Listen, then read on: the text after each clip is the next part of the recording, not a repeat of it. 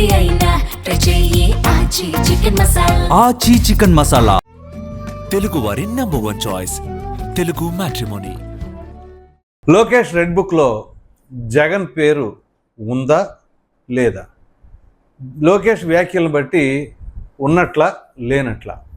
ఇక వివరాల్లోకి వెళ్ళినట్లయితే, నిన్న ఏదైతే నారా లోకేష్ ఒక ప్రశ్నకి సమాధానంగా ఆయన చెప్పింది ఏంటి అంటే, ఏది మీరు జగన్మోహన్ రెడ్డి గారి పేరు రెడ్ బుక్లో ఉందా లేదా అన్నదానికి భవిష్యత్తులో మీరే చూస్తారు అన్నట్టుగా. సో అంటే దాన్ని ఎస్ అయినా అనుకోవచ్చు, నో అయినా అనుకోవచ్చు, మనం అనేక రకాలుగా అనుకోవచ్చు. సో ఇక్కడ ప్రధానంగా అసలు రెడ్ బుక్ ఏంటి, దాని యొక్క ఆలోచన ఏంటి, వాళ్ళ యొక్క విధానం ఏంటి, ఇది ఖచ్చితంగా మనం మాట్లాడుకోవాలి. నారా లోకేష్ గారి యువగళం యాత్రలో ఆయన పదే పదే చెప్పుకొచ్చింది, ఆయన క్యారీ చేసింది కూడా ఆ రెడ్ బుక్కే. అక్కడ కార్యకర్తలని, అభిమానులను ఉద్దేశించి పలు సందర్భాల్లో ఆ రెడ్ బుక్ను చూపించారు, కొంతమందికి హెచ్చరికలు జారీ చేశారు. అయితే ఇది రాజకీయ కక్ష ఏంటి? వైసీపీ వాళ్ళు పదే పదే రెడ్ బుక్ని ఏదో రెడ్ బుక్ రాజ్యాంగం అని, రాజకీయ కక్ష అని చాలామంది అంటూ ఉంటారు.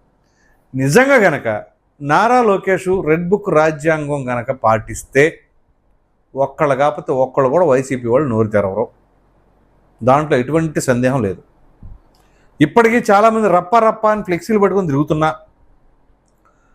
అనేక రకాలైన స్లోగన్స్ చేస్తున్నా, ఇంకా తీసుకోవలసిన చర్యలు కూడా తీసుకోకపోగా వాళ్ళ మళ్ళీ తిరిగి రెడ్ బుక్ రాజ్యాంగం అంటున్నారు. ఎవరిది రెడ్ బుక్ రాజ్యాంగం? ఒకవేళ నిజంగానే నారా లోకేష్ రెడ్ బుక్ రాజ్యాంగం అంటే దేన్ని ఉద్దేశించి అంటున్నట్లు? పిన్నెల్లి రామకృష్ణారెడ్డిని లోపలేస్తే రెడ్ బుక్ రాజ్యాంగమా? అంటే ఈవీఎం పగలగొడితే రాజ్యాంగబద్ధం. ఇప్పుడు బోరగడ్డ అనిల్ని లోపలేస్తే రెడ్ బుక్ రాజ్యాంగమా? ఏది ఆ నా కొడుకు ఈ నా కొడుకు పిల్లలో అది ఇది అని చెప్పి తిట్టిన వాడిని చట్టపరమైన చర్యలు తీసుకుంటే అది రెడ్ బుక్ రాజ్యాంగం అవుద్దా? పోసాని కృష్ణమురళిని అసలు మనిషా ఇంకేమన్నానా? ఆ మాట్లాడిన మాటలు తలుచుకుంటే కడుపు మండిపోద్ది. పోసాని కృష్ణమురళి అది రెడ్ బుక్ రాజ్యాంగం అయిద్దా? కాకాని గోవర్ధన్ రెడ్డి ఆయన పైన ఉన్న కేసులు ఆయన లోపలేస్తే అది రెడ్ బుక్ రాజ్యాంగం అవుద్దా? పేరు నాని ఆ బియ్యం గోడౌన్లో ఏది అక్రమంగా రేషన్ బియ్యం స్వాహా చేశారని చెప్పేసి వచ్చిన ఆరోపణల నేపథ్యంలో ఇంకా చర్యలు కూడా తీసుకోవాలి, అది రెడ్ బుక్ రాజ్యాంగమా? జోగి రమేష్ ఆయన కుమారుడు అగ్రిగోల్డ్ భూములకు సంబంధించిన దాంట్లో వాళ్ళు కొట్టేశారని చెప్పేసి అక్కడ ఒక పక్కన బాధితులు పిటిషన్లు వేస్తే అది రెడ్ బుక్ రాజ్యాంగం అవుద్దా? ఇంక ఏది రెడ్ బుక్ రాజ్యాంగం? రెడ్ బుక్ రాజ్యాంగం కానీ అని కాదు, కానీ అసలు వాళ్ళు ఏ రకంగా వ్యవహరించారు? ఒక ఎంపీగా ఉన్న రఘురామకృష్ణరాజు గారిని జన్మదినం రోజున అర్ధరాత్రి ఒక నోటీసులు లేకుండా ఏమీ లేకుండా ఎలా తీసుకెళ్ళి 3rd డిగ్రీ ఉపయోగించారు? చంద్రబాబు నాయుడు గారు మాజీ ముఖ్యమంత్రి, సెక్షన్ 17A వర్తిస్తుంది అన్న మినిమం కామన్ సెన్స్ కూడా లేకుండా, గవర్నర్ గారి దగ్గరికి వెళ్ళి పర్మిషన్ కూడా లేకుండా తీసుకెళ్ళి ఆయన ఎలా అరెస్ట్ చేశారు, కోర్టులో ప్రవేశపెట్టారు. ఇంకా చాలా ఉన్నాయి. పవన్ కళ్యాణ్ని నోవాటెల్ హోటల్లో బంధించడం కావచ్చు, నారా లోకేష్ యువగలం యాత్రలో ఉన్నప్పుడు ఆయన దగ్గర ఉన్న స్టూళ్ళు, మైకులు లాక్కునే దాన్ని ఏం రాజ్యాంగం అంటారు? ఇవన్నీ ఇప్పుడు ఇక్కడ కూటమి ప్రభుత్వ అధికారంలోకి వచ్చిన తర్వాత వాళ్ళు ఏదో మా డెవలప్మెంట్ యాక్టివిటీస్ మేము తిప్పలు పడతాం అనే తరహాలో ఉన్నారు, కానీ నిజంగా రెడ్ బుక్ రాజ్యాంగం అని కనుక వ్యవహరించే లెక్క అయితే ఒక్కళ్ళు కూడా ఇవాళ గట్టిగా మాట్లాడడానికి హోప్స్ ఉండవు. ఇక ఆ తర్వాత జగన్మోహన్ రెడ్డి గారి విషయానికి వద్దాం. జగన్మోహన్ రెడ్డి గారి పైన రెడ్ బుక్ రాజ్యాంగం అని చెప్పి జగన్మోహన్ రెడ్డి గారి పైన ఉందా, ఆయన పేరు ఉందా అంటే అసలు ఇక్కడ చట్టపరంగానే చర్యలు తీసుకున్నారు. ఇప్పటివరకు నేను చెప్పిన ఎగ్జాంపుల్స్ అన్నీ కూడా రాజకీయ కక్షతో చేశారంటారా? ఇప్పుడు చెప్పండి సమాధానం. దాన్ని బట్టి ఇప్పుడు జగన్మోహన్ రెడ్డి గారి దగ్గర ఏం జరుగుతుంది అనేది మనం ఒకసారి విశ్లేషించుకోవాలి. ఇప్పుడు జగన్మోహన్ రెడ్డి గారి గురించి విశ్లేషించుకోవాలంటే అది నుంచి మొదలు పెట్టాలి. ఏది? కోడికత్తి దాడి. ఇప్పుడు కోడికత్తి దాడి చేసింది ఎవరు? అప్పుడు ఆరోపణలు ఎదుర్కొంది ఎవరు? పోని సాక్షిగా జగన్మోహన్ రెడ్డిని రమ్మంటే ఎన్ఐఏ కోర్టుకి సైతం వెళ్లకుండా ఆగిపోయింది ఎవరు? జగన్మోహన్ రెడ్డి కదా. ఇక దాని తర్వాత జరిగిన ఘటనే వైఎస్ వివేకానంద రెడ్డి గారి హత్య. ఇది అత్యంత కీలకమైనది. ఒకవేళ వైఎస్ వివేకానంద రెడ్డి గారి హత్య కేసులో గనక ఇప్పుడు మరలా విచారణ జరుగుతుంది కదా, ఎవరు అర్జున్ రెడ్డి గాను అలాగే సునీల్ యాదవ్ తమ్ముడు మధ్య ఉన్న ఫోన్ కాల్ డేటా అదన్నీ పరిశీలిస్తాం. సిబిఐ ఇప్పుడు మళ్ళీ తాజాగా విచారణ చేస్తుంది. ఒకవేళ ఇవన్నీ జరిగి అసలు అన్ని సాక్ష్యాధారాలు ఉండి రక్తం పరకలు తుడి చేసిన ఫోన్ కాల్ డేటాలు ఉన్నా, టెక్నికల్ ఎవిడెన్స్లు ఉన్నా వీళ్ళని టచ్ చేయలేకపోతుంది.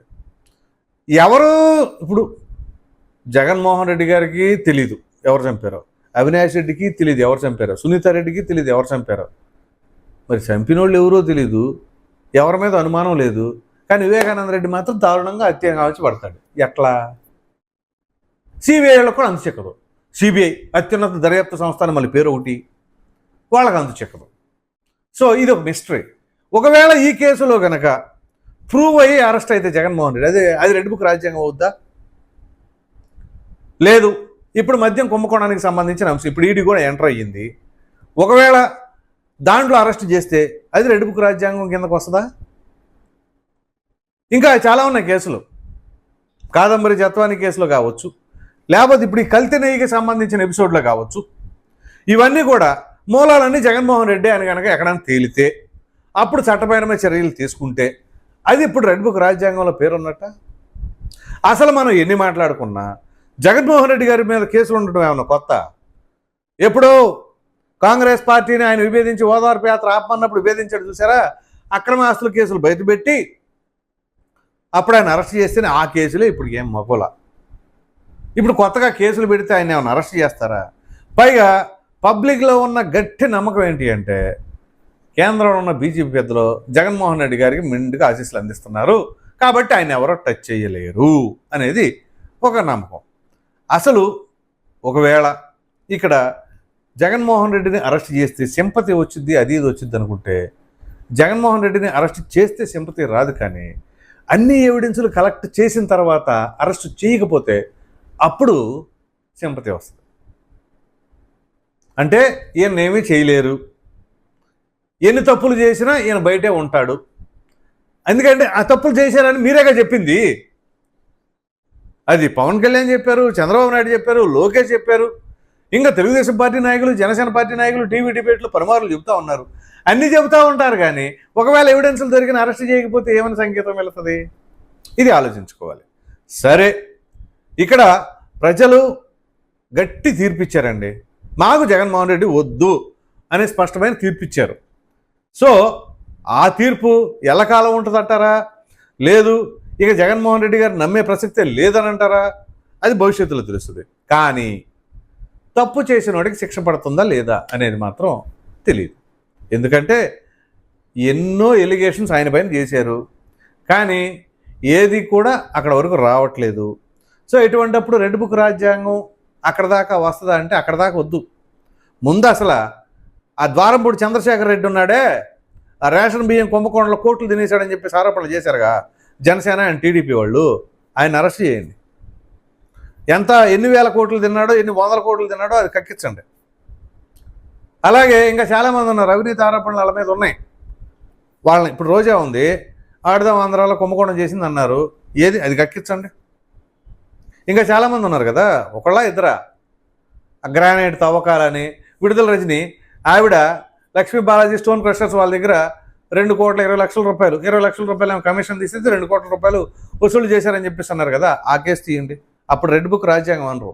స్వచ్ఛందంగా వాళ్ళు ఏమేమైతే ఆ ప్రజాధనాన్ని అవినీతిమయంగా అక్రమంగా సంపాదించారో అవన్నీ ప్రభుత్వానికి చేరేలాగా చూడండి, వాటిని ప్రజలకే ఉపయోగించండి. అప్పుడు అది రెడ్ బుక్ రాజ్యాంగం అని ఎవరు అనరు, ఏ ఒక్కరు మాట్లాడటానికి కూడా సాహసించరు. అసలు వీళ్ళు రేపు వెళ్ళి సింపతి కార్డు ప్లే చేద్దామన్నా వర్కౌట్ అవ్వదు. ఆ రకంగా జరగాలి మరి. సో వీటన్నిటిని పరిశీలిస్తే జగన్మోహన్ రెడ్డి గారి పేరు రెడ్ బుక్లో ఉన్నట్ట లేనట్ట, ఎలా ఉంటే బాగుంటుంది అనే మీ అభిప్రాయాన్ని కామెంట్లో ఖచ్చితంగా తెలియజేయండి. Thank you.